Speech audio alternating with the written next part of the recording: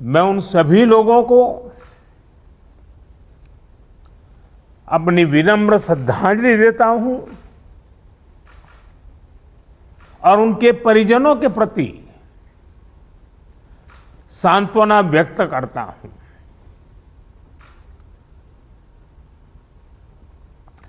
साथियों, कोरोना की second wave में हमें कई मोर्चों पर एक साथ लड़ना पड़ रहा है। इस बार संक्रमण दर भी पहले से कई गुना ज्यादा है और मरीजों को ज्यादा दिनों तक हॉस्पिटलाइज भी रहना पड़ रहा है। इन सब से हमारे हेल्थ सिस्टम पर एक साथ बहुत बड़ा दबाव पैदा हो गया है। बनारस तो वैसे भी सिर्फ काशी के लिए नहीं, पूरे पूर्वांचल की स्वास्थ्य सेवाओं का एक केंद्र है। बिहार के भी कुछ हिस्से के लोग काशी पर डिपेंडेंट होते हैं। ऐसे में स्वाभाविक तौर पर यहां की स्वास्थ्य व्यवस्था पर इतना दबाव बहुत बड़ी चुनौती बनकर के आया। पिछले 7 सालों से यहां के हेल्थ सिस्टम को लेकर जो काम हुआ उसने हमारा बहुत साथ दिया। फिर भी ये असाधारण परिस्थिति रही। हमारे डॉक्टर्स, हमारे हेल्थ वर्कर्स के इतने बड़ी परिश्रम से ही इस दबाव को संभालना संभव हुआ है।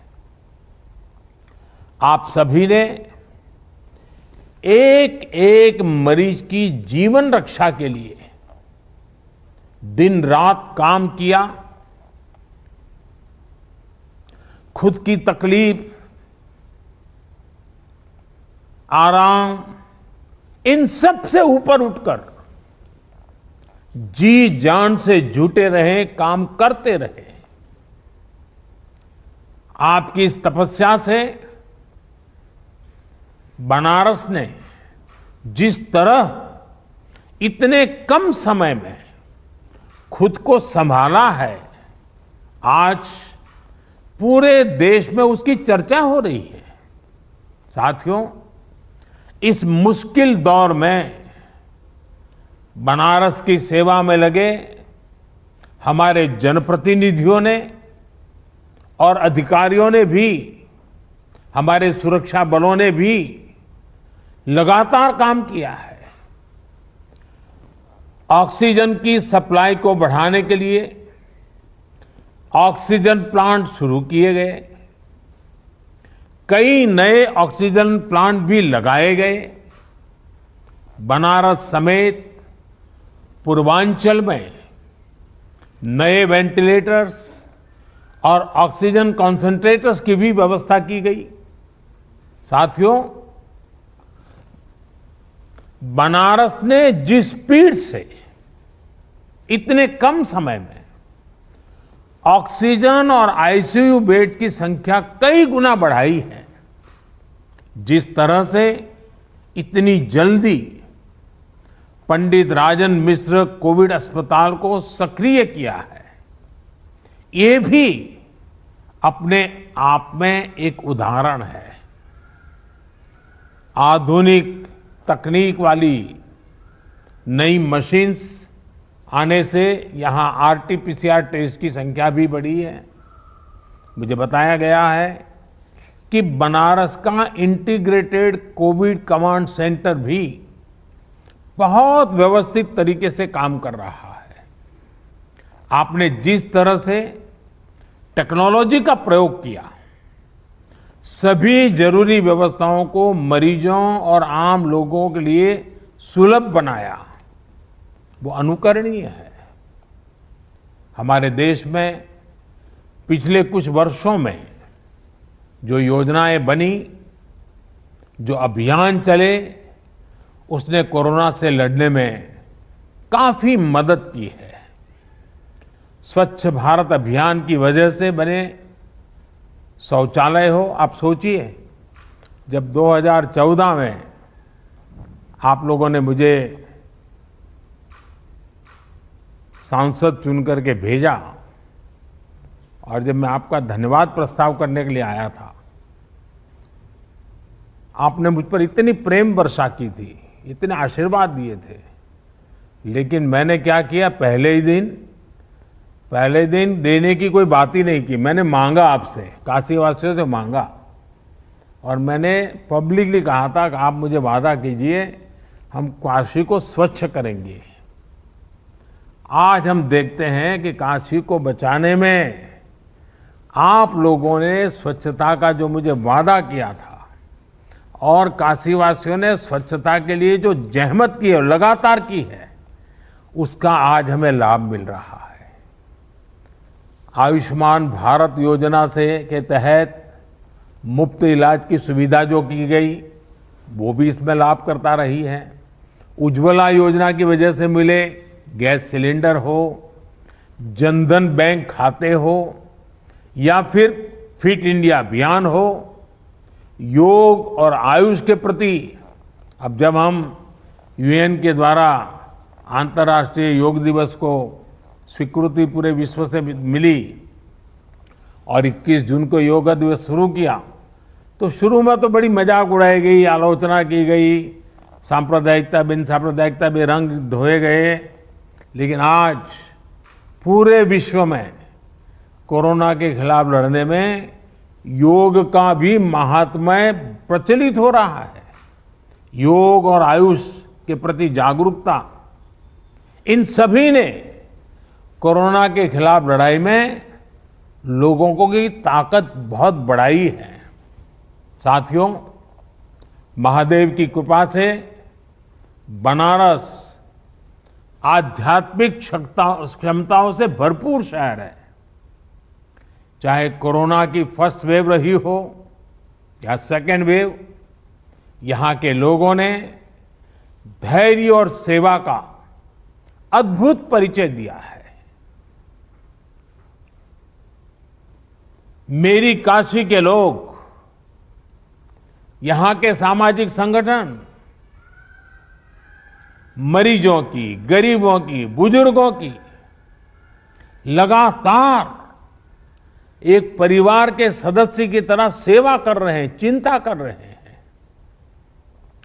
किसी परिवार को खाने की चिंता न करनी पड़े, किसी गरीब को दवाइयों की चिंता न करनी पड़ी, काशी ने इसके लिए खुद को समर्पित कर दिया है। कई व्यापारियों ने तो खुद आगे आकर अपनी दुकानें बंद की ताकि संक्रमण की चेन को तोड़ा जा सके।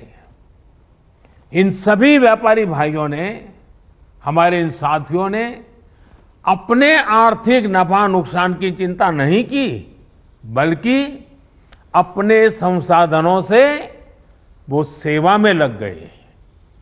आपका ये सेवा भाव किसी को भी अभिभूत कर देगा। लेकिन मैं जानता हूं कि मां अन्नपूर्णा की नगरी और इस नगरी का तो ये सहज स्वभाव ही है। सेवा यही तो यहां का साधना का एक प्रकार से मंत्र है। साथियों, आपके तप से और हम सबके साझा प्रयासों से महामारी के इस हमले को आपने काफी हद तक संभाला है। लेकिन अभी संतोष का समय नहीं है। हमें अभी एक लंबी लड़ाई लड़नी है। अभी हमें बनारस और पूर्वांचल के ग्रामीण इलाकों पर भी बहुत ध्यान देना है। और अब मंत्र हमारा क्या होगा? हर व्यवस्था के लिए, हर इकाई के लिए नया मंत्र यही है, जहां बीमार वहीं उपचार, ये हम भूले नहीं। जहां बीमार वहीं उपचार। जितनी हम उपचार उसके पास ले जाएंगे उतना हमारी हेल्थ व्यवस्था पर दबाव बहुत कम होगा। और इसलिए अब हमारी सारी व्यवस्थाएं जहां बीमार वहीं उपचार, इस सिद्धांत पर। और दूसरी बात, माइक्रो कंटेनमेंट जोन, काशी ने बहुत सफलतापूर्वक उस पर ध्यान केंद्रित किया और उसका लाभ मिल रहा है। माइक्रो कंटेनमेंट जोन बनाकर जिस तरह आप शहर एवं गांवों में घर घर दवाएं बांट रहे हैं, आपने मेडिकल की किट पहुंचाई है गांव के लोगों तक, ये बहुत अच्छी पहल है। इस अभियान को ग्रामीण इलाकों में जितना हो सके उतना व्यापक करना है। डॉक्टर्स, लैब्स और ई मार्केटिंग कंपनियों को एक साथ जोड़ करके काशी कवच नाम से टेली मेडिसिन की सुविधा की, ये भी काशी का बहुत इनोवेटिव प्रयोग है। इसका लाभ गांव-गांव में लोगों को मिले, इसके लिए विशेष जागरूकता अभियान भी चलाना चाहिए। इसी तरह यूपी में कई सीनियर और युवा डॉक्टर्स भी ग्रामीण इलाकों में टेली मेडिसिन के माध्यम से सेवा कर रहे हैं। उनको साथ लेकर इसे और व्यापक किया जा सकता है। कोविड के खिलाफ गांवों में चल रही लड़ाई में हमारी आशा वर्कर और एएनएम बहनों की भी भूमिका बहुत अहम है। मैं चाहूंगा कि इनकी क्षमता और अनुभव का भी ज्यादा से ज्यादा लाभ लिया जाए। साथियों, सेकंड वेव में हमने वैक्सीन की सुरक्षा को भी देखा है। वैक्सीन की सुरक्षा के चलते काफी हद तक हमारे फ्रंटलाइन वर्कर्स सुनिश्चित रहकर लोगों की सेवा कर पाए। यही सुरक्षा कवच आने वाले समय में हर व्यक्ति तक पहुंचेगा। हमें अपनी बारी आने पर वैक्सीन जरूर लगवानी है। कोरोना के खिलाफ हमारी लड़ाई जैसे एक सामूहिक अभियान बन गई है, वैसी ही वैक्सीनेशन को भी हमें सामूहिक जिम्मेदारी बनाना है। साथियों, जब प्रयासों में संवेदनशीलता हो, सेवा की भावना हो, लोगों की तकलीफों का एहसास हो,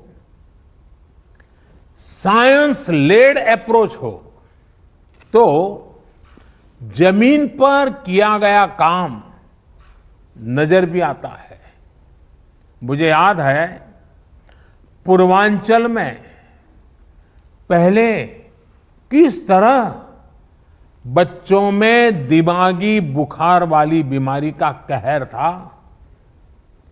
दिमागी बुखार से हर वर्ष हजारों बच्चों की दुखद मृत्यु हो जाती थी, अनगिनत। और आपको याद होगा, आज हमारे योगी जी जो मुख्यमंत्री जी हैं, वे जब पहले सांसद थे, पार्लियामेंट में इन बच्चों की जिंदगी को जिस प्रकार से बच्चों की मृत्यु एक के बाद होती रहती थी, वो फूट फूट करके पार्लियामेंट में रोए थे। उस समय की सरकारों से वो याचना करते थे कि इन बच्चों को बचाइए, कुछ व्यवस्था कीजिए, रो पड़ते थे वो। हजारों बच्चे मरते थे और ये सिलसिला सालों साल तक चला था। योगी जी पार्लियामेंट में थे, करते रहे। लेकिन जब योगी जी यूपी के मुख्यमंत्री बने और भारत सरकार और राज्य सरकार ने मिलकर के उन्होंने इस दिमागी बुखार के खिलाफ बहुत बड़ा अभियान शुरू किया, आप सब बहुत परिचित हैं, और काफी मात्रा में हम बच्चों की जिंदगी बचाने में आज सफल हुए हैं। काफी मात्रा में इस बीमारी को हम कंट्रोल में ला पाए हैं। इसका बहुत बड़ा लाभ पूर्वांचल के लोगों को हुआ है, यहां के बच्चों को हुआ है। ये उदाहरण हमें दिखाता है कि इसी तरह की संवेदनशीलता, सतर्कता के साथ हमें लगातार काम करते रहना है। हमें याद रखना है कि हमारी लड़ाई एक अदृश्य और रूप बदलने वाले एक धूर्त किस्म के दुश्मन के खिलाफ है। इस लड़ाई में हमें कोरोना से अपने बच्चों को भी बचाकर रखना है, उनके लिए भी विशेष तैयारी करनी है। मैं अभी पिछले दिनों यूपी के अधिकारियों से बात कर रहा था, तो आपके मुख्य सचिव ने, तिवारी जी ने बहुत विस्तार से मुझे बताया कि उन्होंने पीडियाट्रिक के लिए बच्चों को अगर कोरोना होता है क्या क्या करना चाहिए, पूरी व्यवस्था विकसित की। और काफी अच्छा लगा मुझे कि well in advance productively Uttar Pradesh सरकार इस पर काम कर रही है। काफी काम शुरू किया जा चुका है। साथियों, हमारी इस लड़ाई में अभी इन दिनों ब्लैक फंगस की एक और नई चुनौती भी सामने आई है। इससे निपटने के लिए जरूरी सावधानी और व्यवस्था पर ध्यान देना जरूरी है। अभी जब मैं आप लोगों से बात कर रहा था तो उसके लिए जो भी मेरे पास जानकारियां थी वो मैं आपके साथ शेयर भी की थी। साथियों, सेकंड वेव के दौरान प्रशासन ने जो तैयारियां की है, उन्हें केस घटने के बाद भी हमें इसी तरह चुस्त दुरुस्त रखना ही है। साथ ही लगातार आंकड़ों और स्थितियों पर भी नजर रखनी है। जो अनुभव आपको बनारस में मिले हैं, उनका ज्यादा से ज्यादा लाभ पूरे पूर्वांचल और पूरे प्रदेश को भी मिलना चाहिए। मैं चाहूंगा कि हमारे जो डॉक्टर्स और हेल्थ वर्कर्स हैं, वो अपने अनुभवों को अपनी फ्रेटर्निटी में जरूर साझा करें। प्रशासन के लोग भी अपने अनुभवों और इनपुट्स को सरकार तक पहुंचाएं ताकि आगे इनका और व्यापक लाभ मिल सके, अन्य क्षेत्रों में भी आपकी बेस्ट प्रैक्टिसेस पहुंचा सके। मैं सभी जनप्रतिनिधियों से भी कहना चाहूंगा, सारे इलेक्टेड लोगों से भी कहना चाहूंगा, आप लगातार काम कर रहे हैं, बोझ बहुत है,